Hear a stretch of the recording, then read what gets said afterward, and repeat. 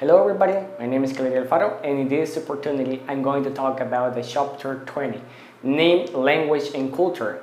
First of all, we need to know what is culture. In the context of language, culture is often tied to the use of language and can include things like the people use of language in different social contexts and the meanings they attach to words and the expression and items that are unique to a particular culture group. Culture can be defined as social acquired knowledge. This is the kind of knowledge that, like our first language, we initially acquire without conscious awareness. For example, the way people greet each other in different cultures can be the reflection of their cultural values. In some cultures, people may greet each other with a hug or a kiss, while in others, a handshake or bow is more common. Similarly, the words people use to address each other, such as Mr. or Miss, Sir or Madam, can also reflect cultural norms and expectations. In the same way, within the language, we have the categories. And what is this? Well, a category is a group of class of things that share common features or characteristics and are therefore considered to be similar in some way. The term category is used in a variety of different fields and disciplines, including linguistics, mathematics, logic, and computer science, to refer to a class of objects or concepts that can be differentiated from other classes by certain different properties. For example, the word dog. We can use the word dog to talk about any one of them as a member of the category.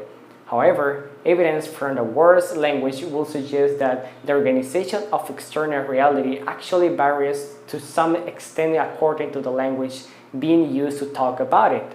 Lexicalized terms are words or phrases that have a specific meaning within a particular language or culture and are not easily translated into other languages. For example, the French term terrier refers to the specific combination of soil, climate, and cultural practices that give a wine or other agricultural product its unique character. This term has no direct equivalent in English and can only be rudely translated as sense of place. In contrast, non-lexical terms, also known as non-idiomatic expressions, are words or phrases that have a straightforward literal meaning that can be easily translated into other languages. Some of the clearest examples of lexicalized categories are words used to refer to people who are members of the same family, or kinship terms. All languages have kinship terms. Kinship terms are words or phrases used to describe relationships within a family or social group. These terms are an important aspect of language and culture. For example, father, mother, brother, grandmother, uncle, but they all put family members into categories in the same way. In some languages, the equivalent of the word father is used not only for male parent, but also for male parent's brother. On the other hand, linguistic relativity, also known as the Sapir-Whorf hypothesis, is the idea that the language we speak shapes the way we think, perceive the world, and understand reality. This theory suggests that the structure and vocabulary of a language determines the way in which speakers of that language categorize and think about their experiences, and that speakers of different languages therefore have different ways of thinking and perceiving the world. For example, some languages have multiple words for different types of snow, reflecting the fact that snow is a significant aspect of daily life in those cultures.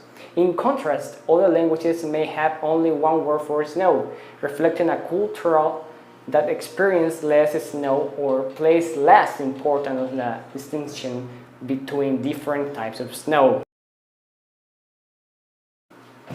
In the next part, we have the cognitive categories referred to the mental groupings or categories that people use to organize and understand their experiences in the world around them. These categories are thought to be a fundamental aspect of human cognition and play a crucial role in perception, memory, and reasoning. For example, people often categorize objects based on their physical properties such as size, shape, color, and texture. They also categorize experiences and events based on their meaning and purpose, such as a different type of emotions, activities, and social situations. Codified categories are not fixed and can vary across cultures, languages, and individuals. So, classifiers that are grammatical markers that are used in some languages to indicate the type of or class of the noun being referred to. They are often used in conjunction with numerals to specify the quantity or distribution of objects or entities. For example, in Chinese, a classifier is used to specify the type of object being referred to when counting. So, for example, instead of just saying 3 apples, a classifier will be used to indicate that the apples are round objects. Also, we have another concept named social categories. In language, it refers to the way in which a language encodes and reflects social structures and relationships such as gender, age, ethnicity, and social status. Likewise, means categories of social organization that we can use to say how we are connected or related to others. For example, grandmother, brother, father, uncle, and others. In the same way, when we talk about social categories, we have to mention the address terms. There are the terms of or forms of address used to refer to individuals in a social context. These terms can include titles such as Mr., Miss, or Doctor, personal names, nicknames, and terms of endearment. For example, when a man on the street asks another, "Hey brother, can you spare a dollar?" The word brother is being used as an address term, a word phrase for the person being talked or writing to. And the last but not least, gender. Terms for men and women are different lead us to a consideration of the most fundamental difference in social categorization. The one based on gender, we have already noted the difference between two uses of the word gender. Grammatical gender is a linguistic category used in some language to distinguish between nouns, pronouns, adjectives, and articles based on gender.